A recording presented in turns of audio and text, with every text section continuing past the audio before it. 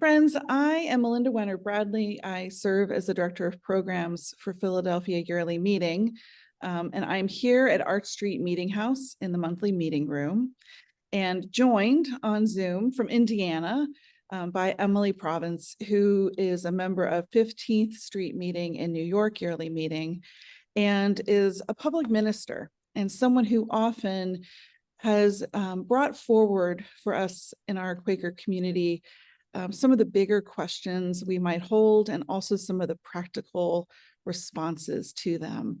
I've been experiencing you doing this for 10 years as part of my working and Quaker service world, Emily, so thank you. And Emily, I've asked Emily if she will share with us some thoughts about the life cycle of meetings work that she and others have been doing.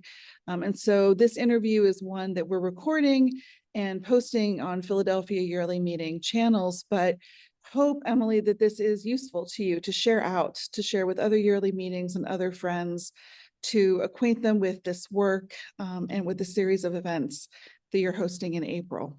So thank you. I really appreciate that. Thanks, Melinda. So tell us about the origin of the project and how that intersects with the current state of things in local meetings. For me, there's actually a really specific origin story. I have this intense sensory memory of a conversation I had one time in a fast food restaurant attached to a gas station with a Quaker in North Carolina who I had just met. And we sat down together and we were having a conversation. And there came a point when she said to me, you know, my meeting is not going to exist very much longer. We live in a place where the population is dwindling. There are no jobs. All of us are 60 years old and older. And I don't need someone to help me know how to revitalize my meeting. What we need is help knowing how to be a meeting together as we actually are and be ready for the point when we're going to have to lay the meeting down. It was such a genuine thing that she had to say, and it was such an unmet need because I didn't have anywhere I could send her. So flash forward a few years, and there came a point in 2021 over the summer when I just sent out a general message and I said to a bunch of people that I knew, who else has a concern for meetings that are experiencing waning energy and are ready to have a different kind of conversation? And lo and behold, I got responses back from about 15 or 20 different people in different yearly meetings in 4 different countries and from every theological branch of Friends. And they came back and said, yes, this is a conversation that we also want to have. So we have been talking to each other ever since. One of the things that we found out in our conversations, especially when we started having a little bit of ecumenical contact, is that other denominations have help available in these kinds of situations. Other denominations have folks who spend their entire lives working with congregations that are nearing the end of the life cycle, and they recognize that, and it's something that they talk about. But among Quakers, it isn't a conversation that I hear us having very much, but it's a conversation that's very real and present and worth having. So that's the ongoing conversation, and that's how it got started. Thank you. Well, that flows beautifully into my next question, which is, who is part of the group that's been working on this? And how did you find your way into the collaboration together? I think you talked a little bit about how you came together, but is there more you can share with us about the people who come from the collaboration across yearly meetings? Yeah, one of the things that I think is most powerful and hopeful and exciting about this conversation is the fact that the people involved bring such different sets of experiences and expertise, and also different types of positions. So while some of the members of this group are formally in staff positions and others are serving in clerking positions for yearly meetings or for quarterly meetings, There are also friends who have had personal experiences with meetings that were nearing the end of their life cycle and were either adapting or being laid down. And then there are also friends whose experience is analogous. There are people who are part of this conversation who have worked in hospice or chaplaincy or aging concerns. And there has been a tremendous amount of wisdom that has come from that corner of the world as well, as we talk about what it really means to be an aging meeting. Something that I have learned that I would not have known is that when you look at congregations on the whole, most of them live about as long as a human being does. Some live a lot longer and some somewhat shorter, but the average life of a congregation is about 100 years. The exciting opportunity for me is bringing together these different kinds of wisdoms and saying, okay, so where's the hope that we find in this conversation? You know, what is it that we can say we know can happen? To me, there's a lot about spiritual release and letting go of worry and acceptance in a way that is not about apathy, but about, okay, so then what does faithfulness look like in this situation? What happens next? What happens now? There's this huge release of energy that comes with, we're going to go with the people that we are and take the steps that God leads us to take now. Mm. What do you think Quaker theology then, if we think about a Quaker theology, what do you think Quaker theology has to say about endings? I think we have a lot to say about endings, but there are kind of two things that really are at the core of it for me. One is the concept that comes from the very earliest days of Friends, when the message was that, you know, that super powerful core statement, Christ Jesus has come to teach his people for himself, but the idea of being a light and a fire with spirit, to me, that is like encouragement and permission to lean into life and to release forms that are no longer serving our purposes or God's purposes. So, for example, a meeting might be able to say, you know what? It used to be important that we had 9 committees because we had all of this different work to do. That is no longer the people we are and no longer what God is asking of us. I think we can let go of some of this and move some energy in another direction. Or a meeting might be able to say, we have real life in our worship. Our worship is vital and real and a fire with spirit. And the rest of the pieces that we are working with have less life. So what can we do to structure ourselves as a group of people for whom worship is the primary purpose? And again, let go of some of the other things. The other piece that's really important is the Quaker understanding that we can be led no matter what. That if we ask for leading from spirit, if we sit together in corporate discernment, there is always guidance available for us. And so there's never a time when we have to lose hope of that, because it is always, always there. That discernment's actually the reason why the rest of the faith communities that I've been interacting with, some of those ecumenical conversations, that's their primary interest in Quakers and our unique angle on this conversation. I have people who have said to me, well, what do you mean there isn't a bishop who will come in and like make this happen? How can you possibly do it? And I can say, because we are practiced in faith and we know we will be led. And people are really excited to hear more about that.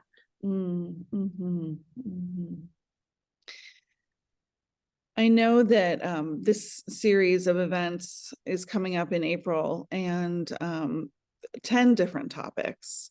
And we will make sure there's a link to some of the written pieces that are available, but I wanted to ask what kind of support is available to friends whose meetings are reaching the end of a life cycle, who are seeing that on the horizon, are thinking whether that is their reality. It might be a particular, excuse me, concern for smaller meetings, And I also wonder, alongside what kind of support is available, what kinds of feelings have you encountered around that? And again, what support is available? That is such an incredibly rich question. So I'm going to kind of take it in pieces. But like you mentioned, there are a bunch of different topics that we'll be exploring as part of this series. And the reason that happened is because it became very clear last time we had gatherings to invite friends more widely into kind of a conversation was back last November. And we realized very quickly that there are friends who really need to talk specifically about the relationship with their building. We have to sell our building. We need to look at if we can repurpose our building. And then there are other friends who are in a position of needing to say, we really need to look at restructuring our committees and how we serve the meeting. And then there are other meetings that are in a position of saying, we're not sure we are a monthly meeting anymore. Is it time for us to lay ourselves down? Is it time for us to transition into being something like a worship group? What could that look like? And so there are a whole bunch of smaller conversations because, of course, there is no single pathway and no like right answer. It doesn't exist that way. So part of the purpose behind the April conversations is for people to have a chance to meet other friends in other meetings who are in very similar circumstances to their own, because we do not have to be alone in the different parts of this work and conversation. We don't have to, as the saying goes, reinvent the wheel every time. And it can really feel like we do, because historically there often hasn't been a whole lot of support available. The emotional responses that I have heard as we've started having these conversations have ranged tremendously. There have been people who have said, I am so incredibly grateful that somebody is talking about this, that a meeting does have a life cycle, because what that means is I have not failed. And then there are other meetings who are saying, we're not ready for this. I don't want to have this conversation. We are leaning into the growing thing. And you know what? Then please lean into the growing thing, because we are not all in the same place.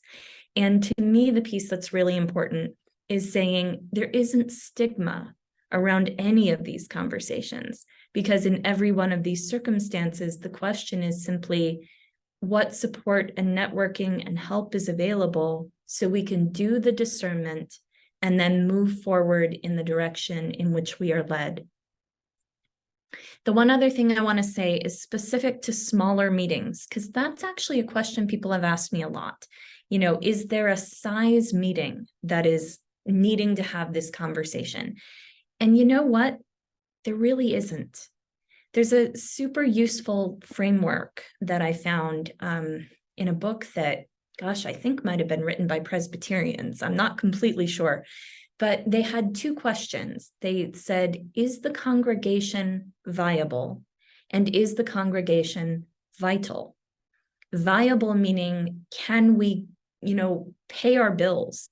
Can we maintain our property? Can we do the necessary, essential, practical functions?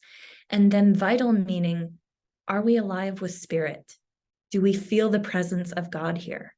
And there are meetings that are very small that have both of those things. And there are meetings that are very large that are struggling with both of those things. So size to me is not a top indicator of where a meeting might be with this conversation. Oh, I appreciate so much that last part, and thinking about those two words, and thinking about what they mean in communities. Thank you for that. That's a shift and a new way of thinking about it for me. Thank you. You mentioned hope earlier, and just to name that the questions you're asking and this work is both tender and takes a lot of courage, and of course held in a spirit of love. What gives you hope for meetings and for Quakerism, if we can be so bold as to widen it out there? What gives you hope? I'm going to answer that question, but first I want to say something about people who are hearing this conversation between the two of us and who are feeling something that's very much not hope. The folks for whom the idea of having this conversation feels really hard and really sad. And I want to name the fact that grief is a natural part of this. When I talk about grief with people, I don't think I invented this idea. I'm quite sure I didn't, but grief is a manifestation of love. So if we love our meetings and we love the people we are in community with, then the idea of change will almost always raise up some grief. And there is space for that. And grief is not fundamentally in contrast with hope. They might feel like they are sometimes, but they're not. And I think about the fact that we are grounded in a tradition that talks about resurrection. And another very powerful idea to me is that if God has always led us and God will always lead us, then that doesn't stop even at the point that a particular meeting might come all the way to its end and lay itself down. Because we know that resurrection is a thing, that this is a spiritual principle that is part of our experience. But resurrection is not the same thing as resuscitation. Resurrection might be a transformation of spiritual energy and resources into something that is new and alive and needed now in the year 2023. And that's the thing that we can lean into. That idea of the inbreaking of the living spirit and the potential for what might come next, if we can release some of what is taking that energy from us now. So when we are simplifying or stopping or transitioning or even laying something down, it isn't going away. It's being released into something that might be new, whatever it is that God might call us to do next. Thank you for sharing such wisdom, and there's great beauty in what you're describing. I recently, something rose for me that hope and possibility are two different things, and that hope feels like heart work, and it has that connection to more, mourning and love. It can to both, but possibility feels like something I can wrap my hands around, things that I can participate in. And just again, we'll have the link to the consultations, the website page where you list all of them and the times that you have 2 times for each of them. But I was struck by the fact that the topics for the consultations, then you talk about who it might be especially for. It looks like there's going to be real practical things to think about in each of the conversations. And I know that they're open to everyone. So thank you for that invitation to join these conversations and engage with all of this more deeply. Thanks so much, Melinda. I've enjoyed the conversation and I'm looking forward to continuing. Great. Thanks, Emily.